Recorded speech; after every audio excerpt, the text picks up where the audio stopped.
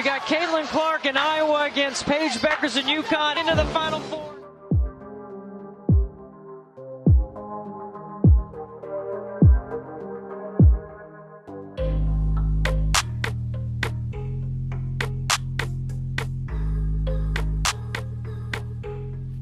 The shot clock.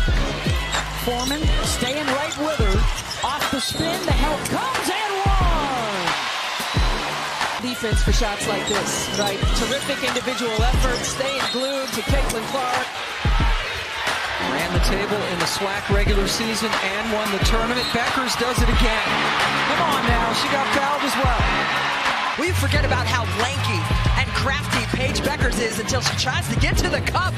She got touched on the shoulder. And that's what it's going to take. And for Caitlin Clark to continue to trust them, to trust that the game is going to open up for her. And there she breathes a sigh of relief. And the left side step back, that's the specialty. You probably can't defend it any better than that. The hand in the face, the breath of fresh air. Nika baseline, nice slash to the basket for Bueckers and one. Going to score. This is a great drive. Brings two to the ball. No one even near. With 12 points, 12 rebounds, playing in her first Elite Eight game. Clark again. What is Haley Van Lith supposed to do? She goes over the screen. Bueckers off the bounce. Pulls up in the lane for two. A great job of anticipating. Here's Bueckers in a late clock through the contact. Just too talented.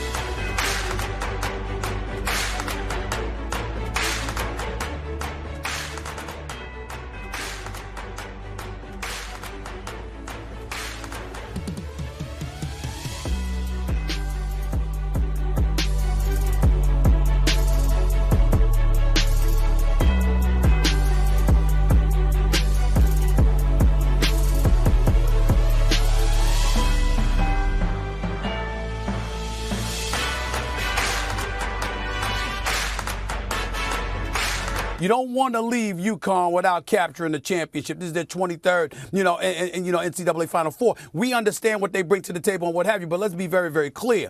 Before she departs onto the WNBA, we hope, because we certainly are praying that she never gets injured again, because Paige Bueckers could really, really ball, and she's a special talent. We all know this.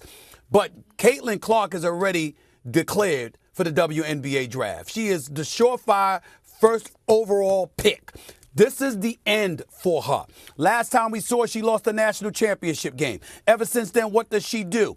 She's sitting up there in this tournament right now. She's averaging, 32-10 in this NCAA tournament. Over the last 2 years, it's 38-10. We know she could ball, but we brought up the greats, the Cheryl Millers, the Diana Taurasi's, the Cheryl Swoops of the world, the Brianna Stewart's of the world. The list goes on. And we're saying this lady belongs on the Mount Rushmore. Well, guess what? Nobody's going to want to hear that, or many people are not going to want to hear that, if she does not have a title attached to it. This is her very last chance. This is truly the last dance for Caitlin Clark on the collegiate level, and she has achieved everything, and I mean everything, but a championship. Oh, yes. This matters. This is more important. A preview of the Final Four, which we will have, of course, Friday on ESPN. Well, just think about the history of these two young women. Paige Bueckers and Caitlin Clark were going back and forth for freshman of the year, their freshman year, which is the best freshman in the country. And then Paige Bueckers ends up being the national player of the year. They met in the Sweet 16 their freshman season. UConn was able to win that game by 20. Both of those young women came out and had good performances, especially in their first Sweet 16 game. And then their paths have been so different. Paige Bueckers has dealt with injury. Last year, year, Caitlin really emerged on the scene as the best player in the women's college game. And now here we are 3 years later. Caitlin's last year, Paige is going to return for another. But these two players are meeting once again. These two unique talents, the conversation around them since they got to their colleges was which one is better. And now we get to see them meet on the biggest stage. It's pretty remarkable. And Andrea, in the end, though, for those who don't follow it all so closely, South Carolina remains the best team, right? On the other side of this Final Four bracket, taking on NC State on Friday night, South Carolina unbeaten remains the best team, yes? 100%. The storylines are great. Paige and Caitlin have been incredible. What UConn's been able to do with the injuries has been phenomenal.